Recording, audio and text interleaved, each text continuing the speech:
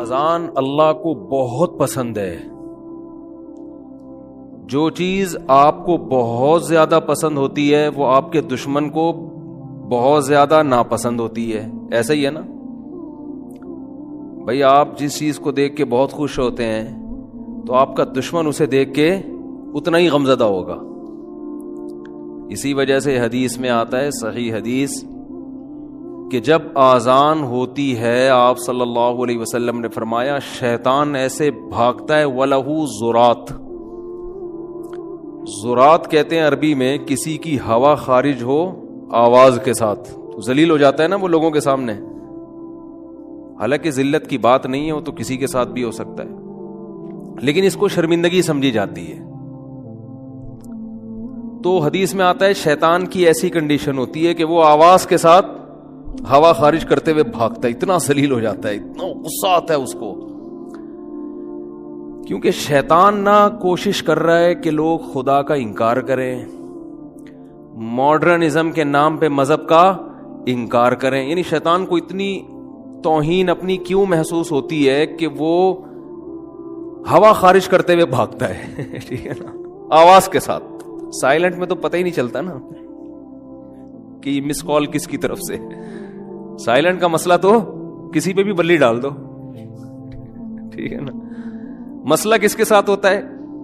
آواز کے ساتھ. تو نبی صلی اللہ علیہ وسلم نے فرمایا کہ جب آذان ہوتی ہے تو شیطان کو اتنی تکلیف ہوتی ہے کہ وہ ہوا خارج کرتے ہوئے بھاگتا ہے. اور وَلَهُ زُرَات، باقاعدہ اس میں وہ سائلنٹ پہ نہیں ہوتا شیطان، اس وقت پروفائل پہ ہوتا ہے ٹھیک ہے نا، ایسے بھاگتا ہے وہ. اتنی تکلیف ہوتی ہے. تو میں یہ ڈیفائن کر رہا تھا کہ کیوں اتنی تکلیف. اس کو پتا ہے پبلک نے تو آنا نہیں نماز پڑھنے، تو پھر آج کل اتنی تکلیف اس کو کیوں ہو رہی ہے؟ بھائی 4 آدمی آئیں گے، 4000 گھر میں بیٹھے رہیں گے، تو پھر بھی تکلیف اتنی ہو کیوں نہیں ہے؟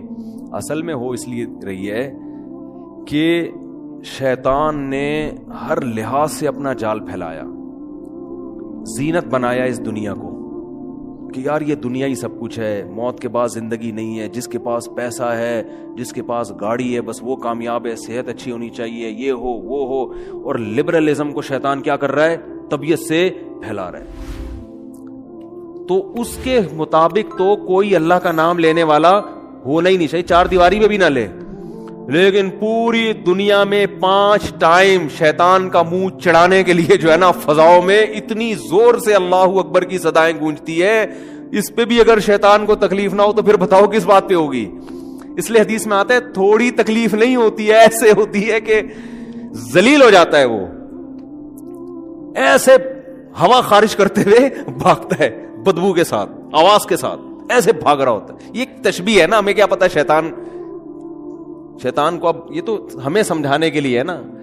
اس پہ کوئی ایسا نہ ہو کہ یار شیطان کیا کھاتا ہے جو اس کے ہوائیں بھی خارج ہوتی ہیں، اور جنات تو آگ سے بنے ہوئے ہیں، تو وہ ایک ہمیں ہماری زبان میں سمجھایا جائے گا نا.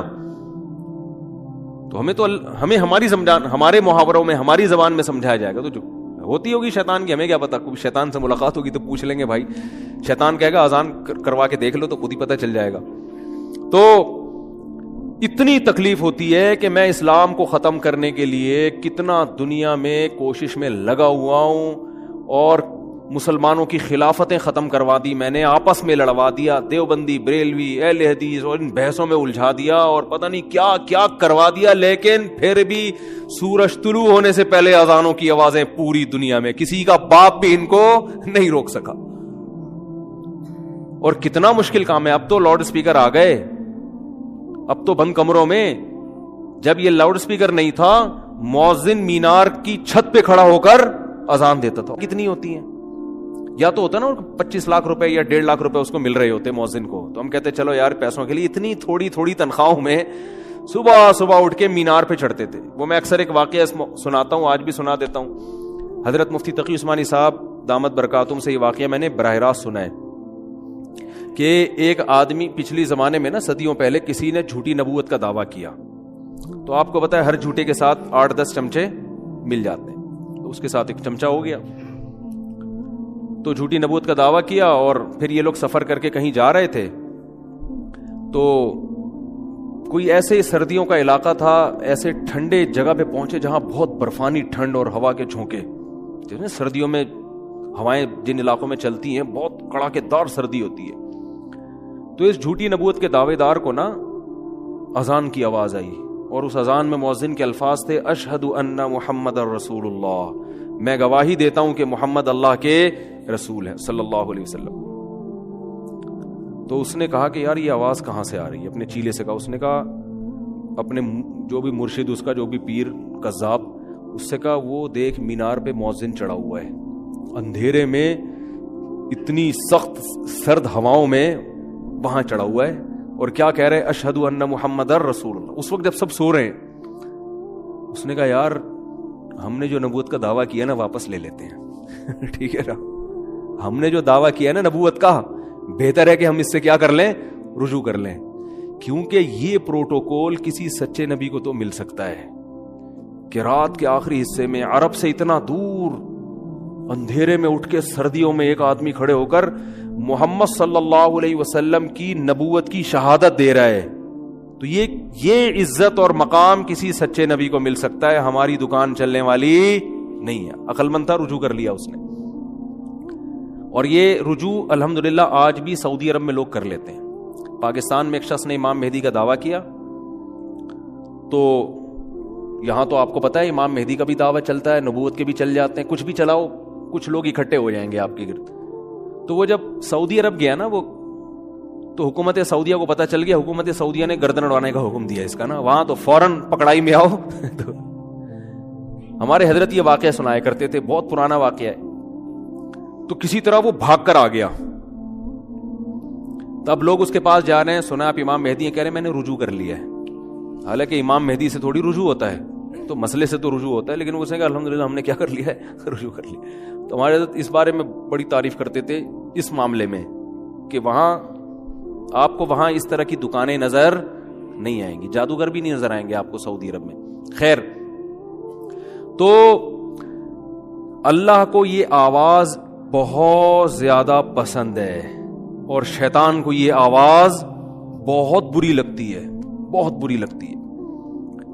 تو یہ کیوں پسند ہے؟ اس لیے کہ یہ اللہ کی کبریائی کو 5 وقت بیان, 5 وقت اللہ کی کبریائی بیان ہوتی ہے. اشہد ان لا الہ الا اللہ, میں گواہی دیتا ہوں کہ اللہ کے, ہم بے شک نہ سن رہے ہوں جو ہے نا, اللہ مؤذن کے ذریعے اپنا پیغام لوگوں تک پہنچا دیتا ہے. تو اس لیے بھائی نماز کی بہت سخت پابندی کرو. حدیث میں آتا ہے آپ صلی اللہ علیہ وسلم نے فرمایا کہ جو لوگ دنیا میں نماز میں صف اول میں ہوتے ہیں نا, قیامت کے دن جب اللہ کا دربار لگے گا تو وہی صف اول میں ہوں گے. آذان کیا ہے؟ اللہ کی طرف سے ندا ہے. اللہ کو جتنی محبوب, شیطان کو اس سے اتنی ہی زیادہ نفرت ہے. اور یہ اللہ کو کیوں محبوب ہے؟ یہ اللہ کی عبادت کے لیے, بلانے کے لیے. تو اس سے پتہ چلتا ہے اللہ کو اصل میں نماز محبوب ہے, جس کی وجہ سے نماز کی دعوت محبوب. اور نبی نے فرمایا جو صف اول میں ہوگا تو قیامت کے دن بھی وہی. تو میں وہ حدیث سنا رہا تھا نا کہ 7 لوگ عرش کے سائے میں ہوں گے, ان میں ایک وہ بھی ہوگا رجل قلبہ معلق بالمساجد, جس کا دل مسجد میں اٹکا ہوا ہو. یہ نہیں فرمایا جو ہر وقت مسجد میں رہتا ہو, اس لیے کہ اس میں تو آپ سارے دنیا کے کام چھوڑ دو گے نا, پڑھائی بھی چھوڑنی پڑے گی. ایسا نہیں ہے, یہ تو رہبانیت ہے. اس سے اسلام میں منع کیا کہ دنیا کے سارے شعبے مسلمانوں نے ہی سنبھالنے ہیں. نہیں سنبھال رہے تو وہ اسلام کا قصور نہیں, وہ مسلمانوں کا قصور ہے. اصل میں تو اسلام مسلمانوں کی ذمہ داری تھی کہ ہر شعبے میں آگے بڑھیں. وہ مکھنچو بن کے زندگی گزار رہے ہیں تو وہ ان کا قصور ہے. تو یہ نہیں کہا کہ ہر وقت مسجد میں رہو, نہ کام سارے سنبھالنے ہیں. دل کہاں اٹکے گا؟ مسجد میں, کہ یار نماز کا ٹائم ہونے والا ہے, دوڑنا ہے. تو یہ جس کو فضیلت حاصل ہو گئی نا, تو قیامت کے دن اسی کی فضیلت ہے. اور یاد رکھو, ایک نماز کو پکڑ لو, باقی ساری کنٹرول میں آ جائیں گی. فجر پکڑ لو, جس نے فجر تمیز سے ٹائم پہ پڑھ لی نا, باقی نمازیں انشاءاللہ وہ پڑھے گا. سب سے مشکل نماز فجر کی ہے. اللہ تعالیٰ عمل کی توفیق.